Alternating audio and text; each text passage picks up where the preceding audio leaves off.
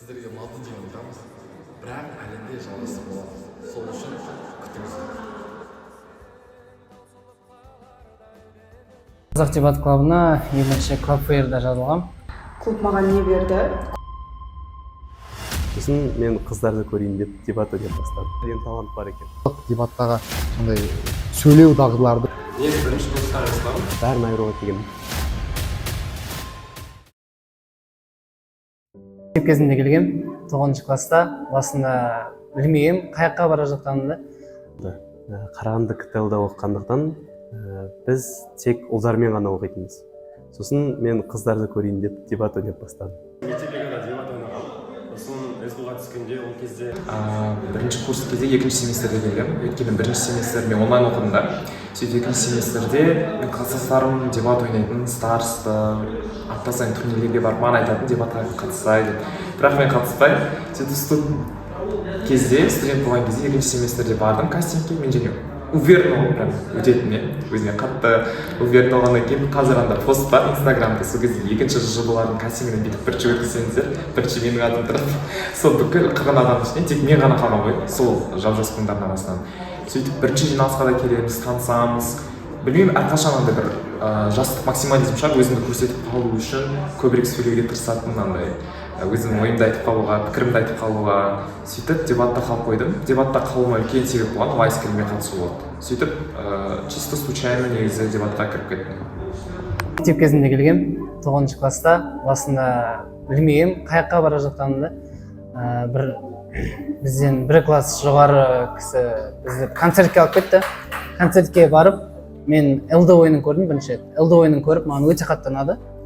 Содан кейін мен сол кісіден сұрап, дебат деген не, қалай жалғастырсақ болады деген сияқты сұрақтар қойып, кейін 9 класстан бастап сөйтіп дебатты бастадық.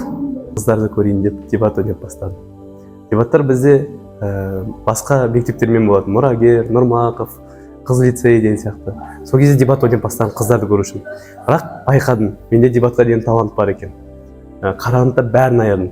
Тек қана бірінші орын алатын. Өте мықты болатын. Сосын СДУ-ға келем, бірінші курсқа түсем.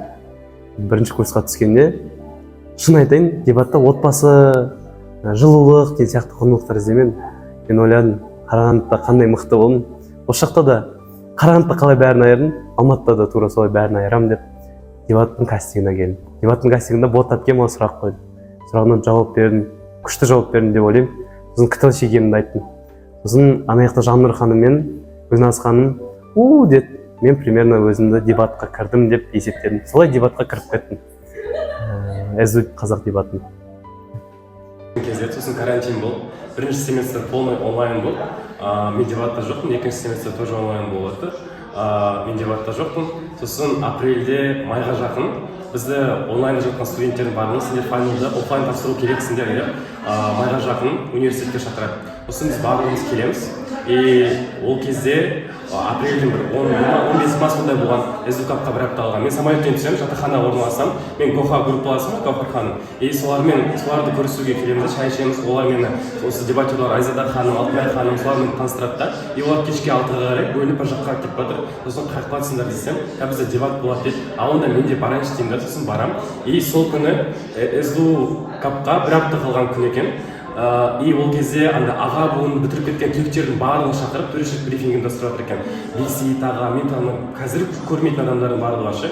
Бейсейіт аға, Мадина ханым, Азамат аға, осындай бүкіл бочка бітіріп кеткен түлектермен толып отыр ше. Мен андай жиналысты одан кейін көрген жоқпын. Сосын Азамат аға перваштарды, жас буындарды бойық ойнап жатыр екен. Ал қалғандары соған төрешілік етеді. Сосын мен де ойнайыншы деп адам жинап жатыр екен. Сіз вообще дебат білесіз ба дейді Азамат аға. Сосын иә деймін. Ладно деп, сосын рандом бөлініп Айзада ханыммен жабуша позиция болды. Сөйтіп сол жерде ойнағаннан кейін сол күні солай Алматыға келген күні дебатқа кіріп кеттім. Өзі дебатта мен солай рандом не адаммын негізі. Бірінші курс кезінде менің группамда жақсы араласатын бір-екі досым болатын. Солар келді, жүріңдер, ана жақта клафайр болып жатыр, қазақ дебаты бар екен, дебатқа кірейік деп. Олар дарынның инфактында ойнап жүрген балалар. жүр барайық деді. Сосын мен де мектеп лига ойнағам, давайте барайық дедім. Қасымда Алина бар.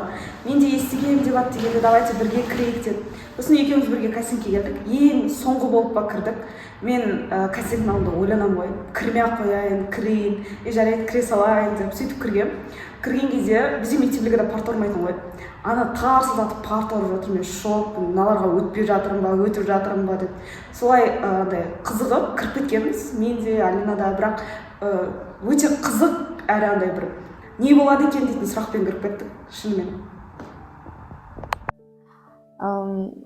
Негізі мен универге келген тарихымның өзі біртүрлі, өте случайно, спонтанно түсіп кеткем. Өзім не спонтанный адам болғаннан кейін сондай шешімдерді көп қабылдаймын.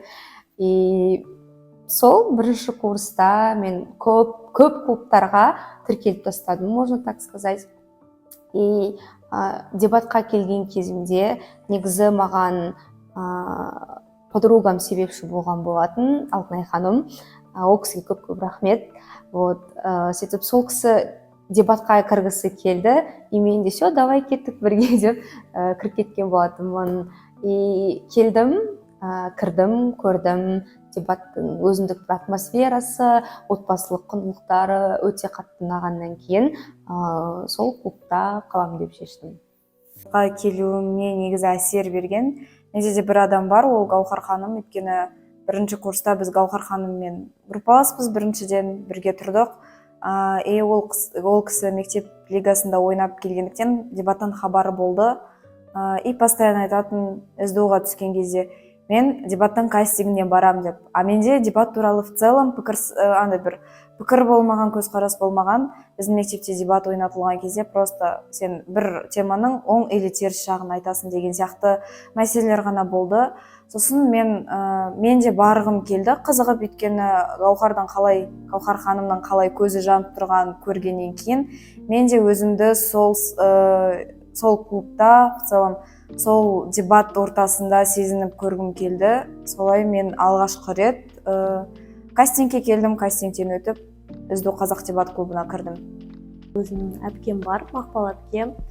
Сол өзім мектепте оқыған кезімде Мақпал әпкеден сұраған болатын, қалай жалпы дебат ортасы. Негізі мен СДО-ға түспедім, менде грант болған жоқ, бірақ әйтеуір түстім СДО-ға бірден келгенде сразу түсіндім, что дұрыс түзу ортаға түсу керек. Сондықтан да мен сразу дебатқа бардым, бірақ дебатқа мені алған жоқ. Мен өзім жеке ботәпкеге бардым, айттым, мені пожалуйста алыңызшы деп. Солай дебатқа кірдім. Все. Негізі мен бірінші қазақ дебатқа емес, клубфейр деген болады, бізде ол клубтардың жәрмеңкесі деп аталады басқа универлерде. Әр клуб өзінің бір таныстырып отырады студенттерге. Сол жерде негізі мен орыс дебатқа кірдім бірінші болып, себебі менің мектебімде оқыған, менен жоғары класс оқыған старшактар, қыздар, олар сол жақта болды. Сөйтіп кеттік, біздің клубқа кір, тағы да басқа деген сияқты. Тупо жазылып кеттім ол жаққа. Сөйтіп бірінші орыс дебаттан бастаған болды негізінде. Бірақ сосын өтіп баратында қазақ дебат дегенді көрдім. Қазақ дебат пен орыс дебатты салыстырсам, қазақ дебаттың кубоктары көп, сондай өте бір андай престижный болып көрдім. Сөйтіп қазақ дебатқа кірдім. Бірақ кіргенде де бізде кастинг болды дебат клубта. Сөйтіп мен қызық оқыған, мен кастингте өтпей қалғам негізінде. Өзім списоктан таппаймын ғой, жауап шыққан кезде ше. Сөйтіп, мынау қалай деп. Ол кезде мен Арайлым ханым деген аға буын болған қазір. Бұрын енді ол кісіге Арай деп айтатын, потому что бір мектепте оқығанмын, сөйтіп айтамын, Арай ханым, мен өтпей қалдым, бірақ мен өту керек едім деген сияқты. Сөйтіп, все болды деп ойнай берді, солай, дебатқа кіріп кеттім, әлі жүрмін. Дебатқа жалпы мен мектеп лигасынан бастаған. 9 класста бізде әр дүйсенбі сайын линейка болады. Линейкада директор бірнеше оқушыны шығарып, осындай дебат арқылы, осындай жарыстардан, осындай жүлделер алды деген сияқты болды. И сол жақта бір қыз шығып, былай айтады, дебатқа келіңіздер, осындай бізде қабылдау болып жатыр, басқа универлерге грант ұту шансы бар деген сияқты сондай дүниелерді айтқан болатын. Мен соған қызығып негізі барған болатынмын. Одан кейін бір жыл ойнағаннан кейін студлигаға сразу кірмедім. Негізі екінші семестрда асықпай кіремін деп ойлағанмын, бірақ срочно бір турнир болғаннан кейін өзім сол мектеп лигасынан танитын осы СДУ Қазақ дебат клубының аға буыны Бексейіт мырза арқылы кірген болатын. Бексейіт мырзаға звондап, осындай кіргім келіп жатыр деп, ол Ерасыл мырзамен негізі сол турнирға қатысаймыз деп, негізі солай турнир үшін тез кірген болады. Жалпы осылай келдім. Дебатқа негізі мен бір рет келіп, бір рет шыққан адаммын. То есть мен 4-ші курста аяқтап қойдым ғой, аяқтап қойғаныма 1 жыл болды. Ал мен дебатқа негізінде менің алдымдағы буын, от буын деп айтылады, сол от буындардың буынымен бірге кіргем негізінде тоже онлайн кезінде. Потом сол онлайн кезінде кірем, бірақ та онлайн кезінде мен атмосфераны қатты сезіне алған жоқпын. Сосын барып Juniors Cup жақындаған кезде мен шығып кеттім. Juniors Cupқа маған қателеспесем Арай ханым ба, Іңкәр ханым ба екеуін біреу қатысыңыз деп до конца айтты. Бірақ мен бәрібір де соңғы шешім қатыспаймын деп, сонымен клубтан шықтым. Бірақ 2-ші курста келдім. 2-ші курста келген кезде бәрібір де қайттан дебатқа келдім. Дебатқа келіп, сол жерде кастингтан өтіп, солай өзімнен 1 жас кіші буын болса да, сол кісілермен бірге жаңағыдай сол кісілердің буыны болдым. Қазіргі кезде чемпион буынбыз. Еш өкінбеймін. 2-ші курста қайттан қосылғаныма. Керісінше қосылып, мен қайта сол кезге андай күшті момент болды. Негізі мен ойымша күшті бір сәт болған секілді 2-ші курста қайта қосылғаным. Себебі 2-ші курста келіп, мен офлайн атмосфераны сезіне алдым да. Juniors Cup бар, басқа бар деген сияқты. Сол кезде мен шынымен жандым деп айта аламын. Аштымын. Біраздан көріп отырған шығар, мен дебатқа қалай келдім. Мен СДУ дебат клубына дебат ойнап келдім мектеп-лигадан. Бірақ мектеп-лигада мен осы СДУ дебат клубы ұйымдастырған турнирда болғандықтан келдім. Менің келуім өте қызық болды. Адамдар очередьқа тұрып уайымдаған кезде мен өзімнің клубқа кіруіме, мен ол жерде болуыма өте сенімді, уверенно келдім. И бір қызық оқиға, адамдардың барлығы очередьта тұрып уайымдап отқан кезде мен келдім. Алдында қыздар тұрса да, ханымдар тұрса да, сендер ме очередьта қыз кіретін? Мен сендер алдарында болғам, қазір обед ішіп, ужин ішіп келемін деген сөз болған. И келгеннен кейінгі сұрақта мен еш ойымдаған жоқпын, қасымда 2 адам бар. Олардың ответі, жауаптары өте қарапайым болды. Мен ерекшеленуге тырыстым, өзім дебатта жүргенімді дәлелдеуге тырыстым, және сол сұрақтардан сүрінбей өтіп, результат шыққан кезде, жауаптар шыққан кезде мен даже қараған жоқпын. Мен білдім сол жақта бар екенді. И өте сондай тәкаппар болып келгеннен соңында сол дүние құлады. Мен сол үшін СДУ дебат клубына осылай келгеніме қатты қуанамын. Негізі дебат маған өте көп нәрсе берді. Оның ішінде ең маңызды нәрсе ол әрине менің достарым, іні қарындастарым, апаларым, ағаларым. Сондай бір кішігірім өмірімнің соңына дейін естелік болып қалатын бір кішігірім отбасы берді. Одан бөлек дебат ол адамдарға неосознанный процесс, адамдардың сыни қабілетін, адамдардың қалай ойлау қабілетін, адамдардың логикасын, барлық бір ойлауға байланысты бүкіл қабілеттерін негізі дамытады. Бірақ адам ол нәрсені өзі білмейді. Адам ол неосознанно жүретін процесс. Бірақ мен ол нәрсені байқадым. Мен дебатқа келгенге дейінгі және дебаттан қазіргі күйім өте басқаша. Мен жалпы дебатқа деген, СДУ Қазақ дебатына деген үлкен алғыс білдіремін осы нәрселер үшін. Дебат маған негізі білмеймін, СДУ дебаттан мен дебат туралы дебат деген түсінікпен мен СДУ десеге дейін таныс болдым ғой. Сол үшін дебат және СДУ десе деген нәрсені негізі басты ассоциация жасайтын зат болып келмекші. Өзім тапқан достарым, бауыр сияқты болып кеткен адамдарым, жақын осындай бір қарым-қатынастарды мен осы дебат клубымен ассоциация жасағым келеді. Өйткені бұл жақта басқа клубтағыларда тек қана бірге клуб ойнап, бір шараны ұйымдастырып, кейін тарап кететін адамдар таппайсың. Кейін де бір-бірімен араласа беретін, бірақ өмірлік дос болатын, кейін де отбасымен араласатын сондай адамдар табасың.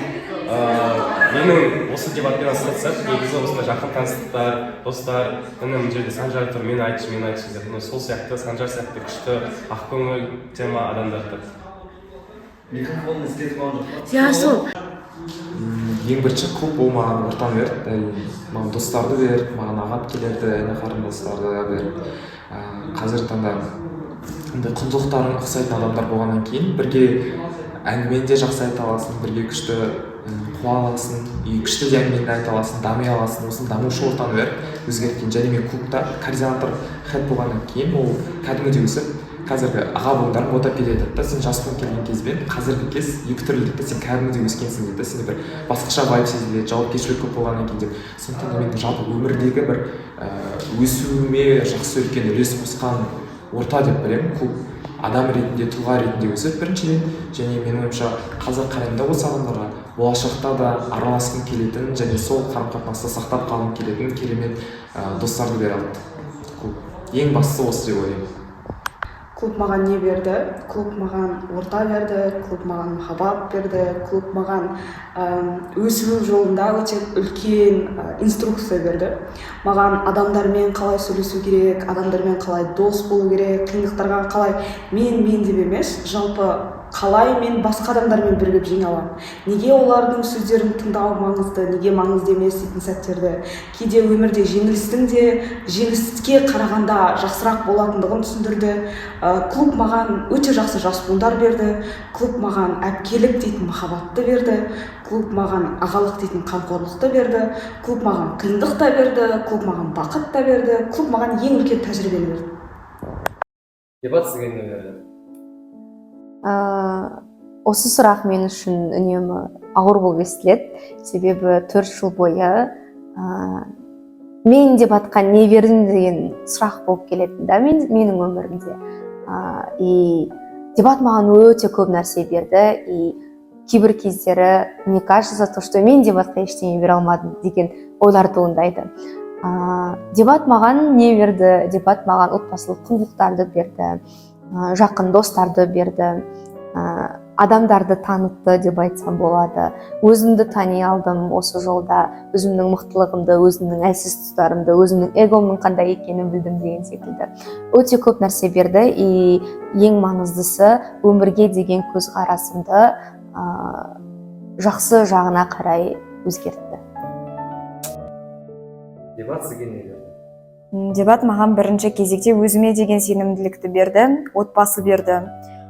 Мен үйімде жалғыз қызбын, әпкемде, ағамда, інім, сіңілім ешкім жоқ. И дебат маған осы ортаны берді. Мен дебаттан әрдайым қолдайтын, өзінің кеңесін беретін әпкелер таптым. Қорғайтын за любой кипиш, любой проблемаңды шешіп беремін дейтін ағалар таптым. Керек кезде әпкелік кеңесімді сұрайтын сіңілдерімді таптым. Және де Алина әпке деп келетін, әрдайым «Чо там, брат?» деп келетін інілерімді де таптым, бауырларымды. Мен үшін дебат, әсіресе СДУ қазақ дебат клубы мен үшін үлкен отбасы. Өйткені өзімнің буындастарымды мен негізі өте қатты жақсы көремін. Олар мен үшін бір үйдің баласындай болып кеткен адамдар. Хотя қырылған моменттеріміз көп болды.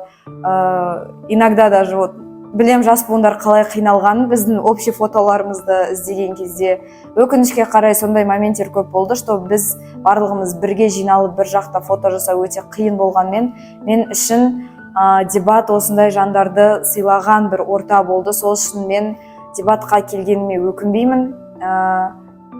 Өмірімде өкінетін моменттер бар, бірақ именно дебатқа келгеніме осы 4 жылымның барлығы дебатта өтті деп айта алмаймын, бірақ 2 жылы стабильно осы 2-2,5 жылы дебатта өткен. Сол 2,5 жылыма мен ешқашан өкінген емеспін, өйткені білем, мен де біреудің өмірінде ерекше жан болған шығармын, менің де өмірімде ерекше жан атанған адамдар өте көп.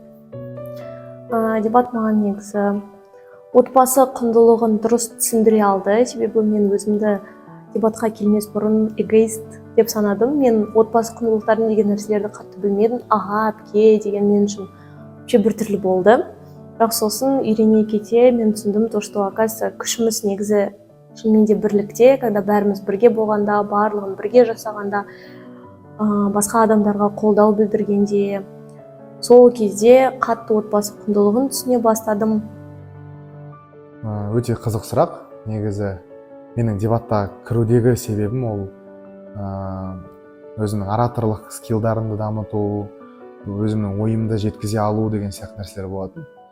Менің ойымша ол нәрсеге жете алдым, және сол жаңағы өзіңнің ойыңды жеткізе алу деген сияқты нәрсе менің ойымша маған өмірде өзімнің коммуникативті дағдыларымды дамытуға өте көп септігін тигізді. Себебі мысалы мен қазіргі жұмысым, өзіме ұнайтын мамандығыммен істейтін жұмысым, мен таза дебаттың арқасында кірдім деп есептеймін. Кейбір кезінде білімім жетпеген сабақтарды мен тек дебатпен жаптым деп есептеймін мысалы. И былай қараймын да, мысалы жұмысқа кірген кезде менде резюмеде еш нәрсе болған жоқ. Менде опыт болған жоқ, менде образование, диплом жоқ әлі күнге дейін. Тіл білмеймін, там B1 деген сияқты. Негізінде жұмысқа алатын адамның резюмесі емес та. Бірақ адаммен сөйлескен кезде, интервью жасаған кезде өзіңді айтады ғой, не важно сенің мықты болғандығың, важнее сенің өзіңді мықты екендігіңді көрсете білуің да. Осы навыкты, осы скиллді маған менің ойымша дебат өте қатты берді деп ойлаймын.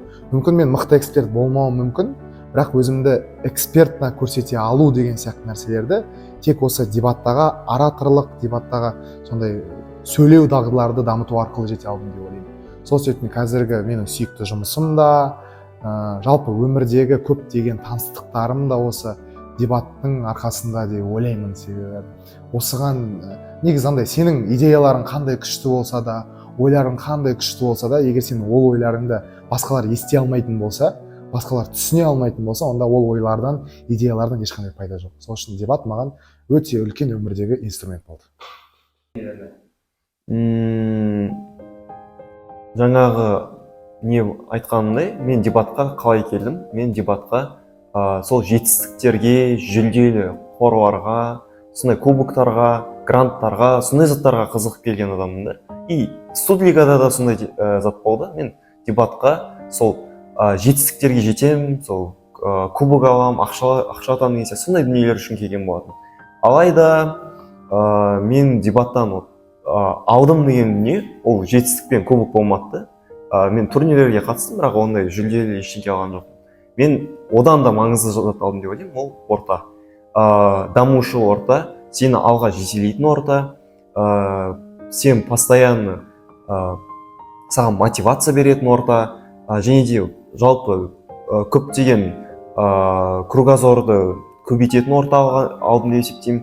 Және де менің жұмысқа тұруыма тоже әсер етті деп ойлаймын. Себебі мен қазіргі таңда уже почти уже бір жылдай жұмыс істеп жатырмын. Бірақ бір жыл бұрынғы если менің резюмемді қарайтын болсақ, менің резюмем тоже былайша айтқанда жұмысқа алатын адамның резюмесі сияқты емес еді. Мен кішкене сол дебат арқылы өзімнің кішкене soft skill'ым жақсы болған үшін мен сол собеседованиялардан нелерден өте қатты көмектескен болатын. Және де көптеген сабақтарды алатын болсақ, көптеген проекттерді алатын болсақ, проекттердің защитасы кезінде мен көбінесе проекттерді 80%-ға орындап, оны 100%-ға қорғап шығатын, ол мен сол дебаттан алған навыктарымның бірі деп есептеймін. Дебат маған негізінде көп дүниені берді. Мен негізі қарапайым көмекті сұрай алмайтын адаммын да. И маған дебат сол жаңағыдай жай ғана адамдардан көмек сұрауды үйретті деп айта аламын. Себебі мен ол көмек сұраудың өзіне іштей бір қандай үлкен күреспен келетін едім. Және дебатта мен сол бір эголарымнан, ішкі күрестерден жаңағы өтіп барып, адамдарға қадам жасай алдым, отказ алып үйрендім деген сияқты эмоционально өте қатты өсірді. Дебат осы жағынан маған өте қатты пайдалы болды. Қоғамда в целом өзімді ұстау деген сияқты ғой. Негізі дебат кәдімгідей сені өсіреді ғой. Вот эмоционально өсіруді, аружанды эмоционально өсіріп, үлкен жаңағы әлемге, үлкен өмірге дайындаған күшті орта деп айта аламын. Адамдармен, тіпті күшті адамдармен байланысты маған бере алған орта осы клуб деп айтам. Себебі клубтың тарихы өте күшті. сен бұл жерде неше түрлі креативті ойлайтын адамдарды кездестіресің, және олардың ойларын естіген кезде сенің миыңдағы шаблондар, стереотиптердің барлығы құлайды, және жаңа ой, былай ойлануға болады екен, былай ойлануға болады екен ғой деген сияқты ойлар қалыптасады да. Және мен осы дебатқа келгелі бері, сондай адамдар кездестіргелі бері әрдайым шүкіршілік ететінмін. Мысалы Ғалымжан аға, Заңғар аға деген секілді кездесіп, чай ішіп, осылай аманат болсын, солай кездесіп көріскен кездерде мәсен қалай бұлай шиыры ойланады, қалай бұлай кеңінен ойлануға болады деген сияқты сондай дүниелер қалыптасатын. И әрдайым сол дебаттың автопатияна қалмауға тырысатын, себебі ол жақта мен жаңа кейстарды, жаңа креативный идеяларды жаңағыдай алатынмын да. Ол маған ары қарай өзімді негізі шектеп қойған өзіміз, ал шектемей көп адаммен аралассаң көп дүниені түсінесің деген дүниелерді маған осы дебат әлемі түсіндіріп көрсетіп береді. Әр келген сайын солай көзімді ашады. И сол үшін де Құдайға шүкір деп айтамын, именно осы ортаға келгеніме, себебі тәфәккүрлігім артатын ортада. Шынымен де вот сол адамдарды, в целом әртүрлі адамдарды көрсетті, өсірді, қабылдауды өсірді, отказ алуды үйретті, осылай эмоционально көп дүниені үйреткен орта деп айтатын едім. Осындай дүниелер берді маған. Дебат сізге не берді? Дебат маған не берді? Өте көп зат айтты ғой. Мен үшін дебат именно маған, мен дебаттан өзім көп зат бере алмасам да, дебат маған көп зат бере алды. Олардың бірі аға буындарым, связи дейді ғой, олардың қолдауы, одан кейінгі қамқорлық. Аға болмағаннан кейін, алдын әпкем болмағаннан кейін туған, ол затты осы жерде сезіне алдым. Сол заттар маған әлі күнге дейін көмектесіп келе жатыр. Қазіргі жұмыс істейтін жұмысым, өткен практикам, оның алдында тырысқан барлық жұмыстардың барлығы өзімнің аға буындарынан. Мен бір болған кездегі бірінші курста Golden болған, мен бір болғанда үшінші курста, солардың барлығы маған көмектесті. Мен қатты қуанамын. Сол дүниелерді арқылы мен қазіргі қалыптасуыма, менің қарапайым әділ болуыма, заңгер болуыма әсер етті. Осы дүниелер арқылы менің ең басында айтқан тәкаппарлану, мақтану деген дүние басылды. Өйткені дебатқа келгеннен бастап мені құлатты, реальность шындыққа келіп басымды көрсетті, көзіме алып келді, және барлығы сен ойлағандай, сенің қалауындай емес екенін түсіндірді. Сондай жағдайдан кейін дебаттардан мен көз алдым, өзімнің жеке дамуыма, өзімнің өсуіме, өзімнің болашағыма. Мен дебат ортамды өте қатты жақсы көремін. Және де ең бастысы бере алған дүние өзімнен кейінгі қалдырған ұрпақ, менің детелерім. Мен осыны айтып қалғым келеді, себебі біраз жылдан кейін мен детелердің есінде бола ма деген зат келеді. Сол дүние айтатын болсам, өте қатты жүрегіме тиетін сөздер. Көп зат айта беруге болады, создай қойын. Мен дебат орта, қазақ дебат клубын жақсы көремін. Сіздердің бар болғандарыңызға просто менен кейінгі буын өзін көріп жатса, мен сіздерді шексіз, қайтарымсыз жақсы көремін. Және де алдағы уақытта Мадияға смело көмектеседі деген ойда болыңыздар. Бүкіл жас буындарға, өзім кішкентай Марғұланға бірінші курстағы айтатын кеңесім, әр моментті бағала. Ол моменттер ешқашан оралмайды, уақыт тез өтеді. Және қазір сен может қадірін түсінбей жатсың, бірақ 4-ші курста келгенде, осы қоштасу кешіне келгенде, бүкіл кішкентай моменттер болсын, кішкентай жақсылықтар болсын, бір любой адаммен кішкентай интеракшн тура көз алдынан өтеді, көзіне жас келеді. Сондықтан әрқашанда әр адаммен көбірек коннектта болып, олармен жақынырақ болып, көбірек жақсылық жасауды тілер едім. Соны саған совет етемін. мен бірінші курстағы исламға не айтар едім. Негізі бірінші курстағы ислам нормально кеткен адам еді депші. Сол осы жол мен жүре бер и дұрыс бағытта келе жатсың деп айтар едім. И басқа не айтатын. Шынымен нормально да. Жас болған Арсенге мен ары қарай осы ортада қала беретін едім. Өйткені шынымен де керемет орта. Сен бұл ортадан болашақта керемет достарды табасың, жақсы дамисың. Және көп артық затты айтпайтын едім, өйткені қалай бар солай жүре бер. Және өзің нені дұрыс деп санайсың, сол жақпен кете бер. Және әрқашанда өзің жүрегіңді тыңда, сен бәрібір дұрыс шешім қабылдайсың. Мен жас болған Гаухарға шын мәнінде өзіңді 100% берме деп айтамын. Кейде өмірде дебаттан да маңызды нәрселер болады, сол нәрселерге көбірек мән бер деп айтамын. Жеңіліс үшін жылама деп айтамын. Кейде сені бағаламай жатқан сәттер керісінше үлкен бағалаулардың алды болуы мүмкін деп айтамын. Және өзіңді күт деп айтар едім. Кейде көп турнирлерге шыға беру әрқашан нәтиже береді деп ойлама. Тіпті турнирге шықпасаң да сенің жаман пікірсайшы екенін ешқашан білдірмейді де. Бірақ егер сен осы жолды таңдадың десең, онда берілме. Өйткені сенің алатын асыл алда, сенің жететін жетістігің, сенің қалауларың орындалатын уақыт сәт жақын. Сен дәл қазір жарқ етіп жүрсің, жарқырайтын сәтің тым жақын дегім келеді. Жас болған кезіндегі өзіме айтарым, Айза, сен әрқашан мықты адам болғансың, дебаттың арқасында сенің мықтылығың арта түсті.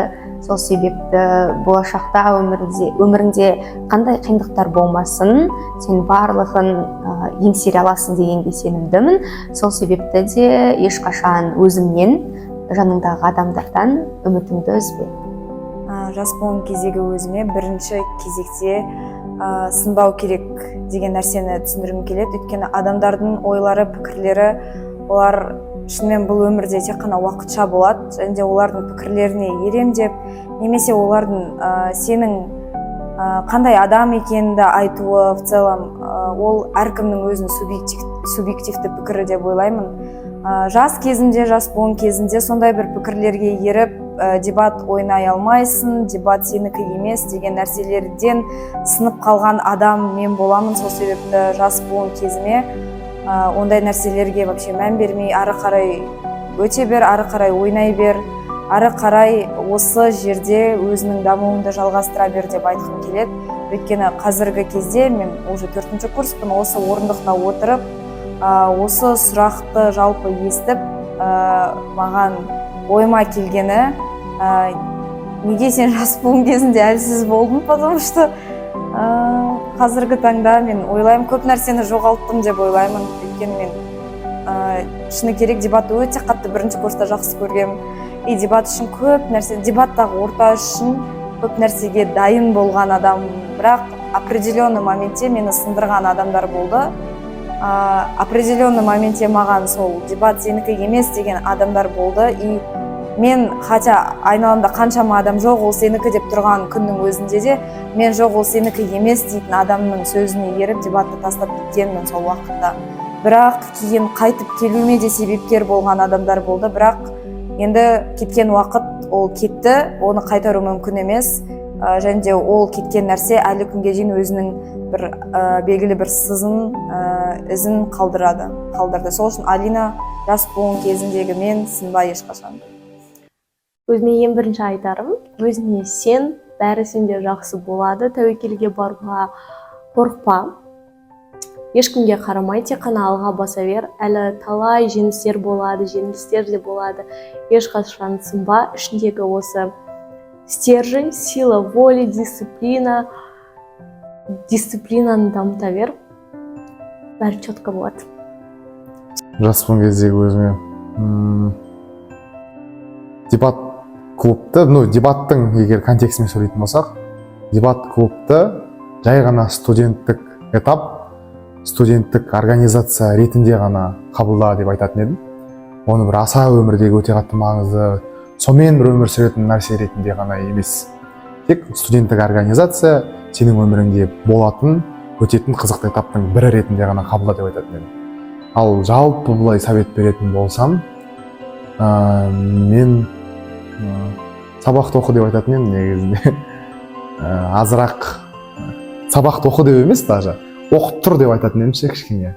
Себебі не обязательно андай бір мықты жетістіктерге жету, не обязательно стипендияда болу, не обязательно бір повышкада жүріп, онымен бір жарысқан не обязательно да.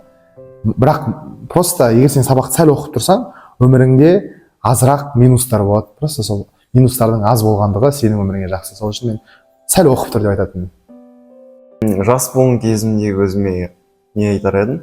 Мен жас болған кезімде кішкене сабақтармен проблема болғаннан кейін мен жас болған кезде прям фокусты таза сабаққа қойып тастадым да.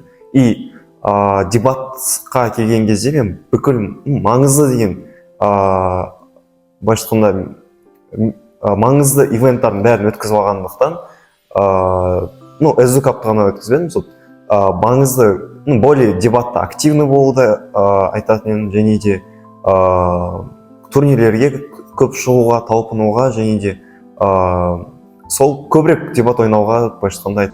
Жас болған кезімде не айтушы едім? Өте керемет сұрақ негізі, және ойландыратын сұрақ. Мен өзімнің жас болған кезімде бірінші курста ең қатты айтатын заттым көп мақтанба және тәкаппарланба дейді. Өйткені өзімнің мектептегі жағдайды қолданып, өте қатты тәкаппарланған болатын. Біраз өз буындастарымды қамындар ренжіткен шығармын, ол үшін өте қатты ұяламын. Бірақ қазір сол оқиғалардың барлығын біз күлкімен есе аламыз. Сол кезде өзімнің үшін негізі ойлап мамам деу керек деп ойлаймын. И мен айтып сол мақтанба, көп тәкаппарланба, барынша талан, аға буындар айтқан заттардың барлығын тыңдап, оларға құлақ асып, әрбір автоматикадан қалмай жүрген тырысып өтуші, және де өзінің дамуында ешқашан жалықпай, тек қана даму жолында турнирлардан шығудан жалықпай жүре беруді айтушы. Жас болған кездегі өзіме еш сынба деп айтар едім. Мысалы, негізі дебат ол күрес әлемі. Яғни күрес дегенде қалай? Мысалы, көп адам сен жас болған болып келген кезде қолдау күтесің.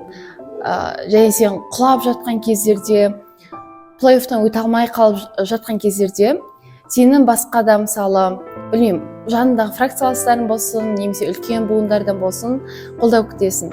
Бірақ сол моментте сен ешкімнен қолдау алмасаң, значит, сен болды, дебат әлемінде керек емессің деген сөз емес. Сен сол кезде өз-өзіне қолдау бере ал. Ешқашан сынба деп айтар едім. Сондай кезде өзіне уақыт бер, сынатын момент ба, жақсы, сын сол жерде. Мойында ұтылдың, бірақ ешқашанда болды екен деп тастап кетпе деп айтқым келетін еді. Себебі сен мысалы кейін соны сен бір дебатты тастап кететіндей, яғни бір ойнамайтындай, ұзақ уақыт ойнамайтындай аралық болатын болса, ол өкінішке әкеп соғады да. Мысалы бүгінде біз кеш болып жатыр ғой, осы кеште біраз ханымдарда байқалынып тұр, жаңағыдай өкінішке ерініп жатқан сөздерінен жаңағыдай ескеруге болады сол нәрсені. И ол дүние менде де бар. Сондықтан мен сол жас кезіме, өзімнің жас болған кездегі Аружанға еш берілме, ешқашанда кеш емес, және де жай өзіне сен деп айтар едім. Себебі өзге саған бере алмаған қолдауды өз-өзіне бере алсаң, сен мықтысың. Сен іште өсесің, сен ары қарай өз-өзіне қолдау берсең, сен уже ешкім тоқтата алмайды. Айтқандай, дебатқа мен мүлдем жанұя, жылулық деген құндылықтар келмен бәрін айыруға келгенмін. Бірақ тағдыр солай болды. Ешкімді айыра алмадым. Мені орныма қойып тастады. Олжас, Санжар, Мади, ол кездің қасқырлар орныма қойып тастады. Содан кейін мен басқа құндылықтар іздеп бастадым. Бәрі күлуі мүмкін.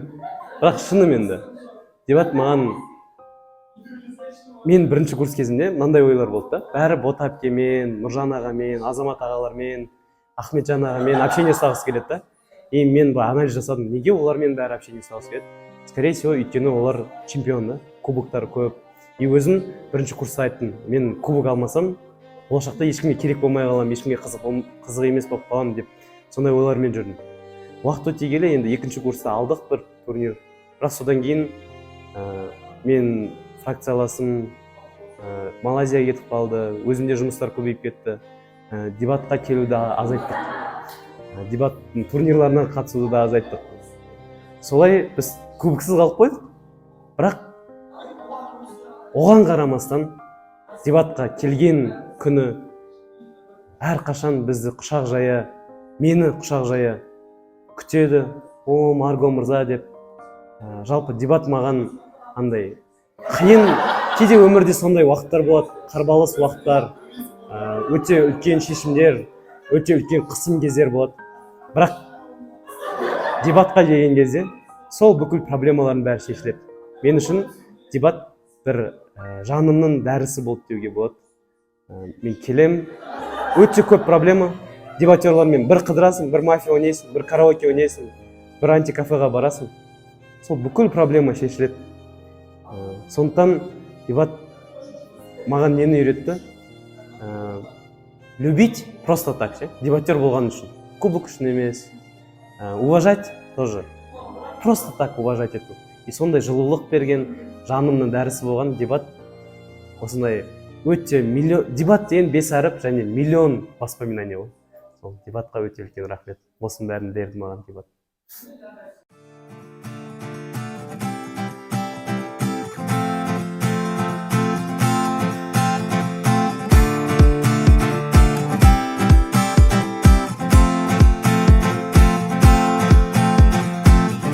Айналы толып тұрған көздер, сын айтып сырттан өзгеге.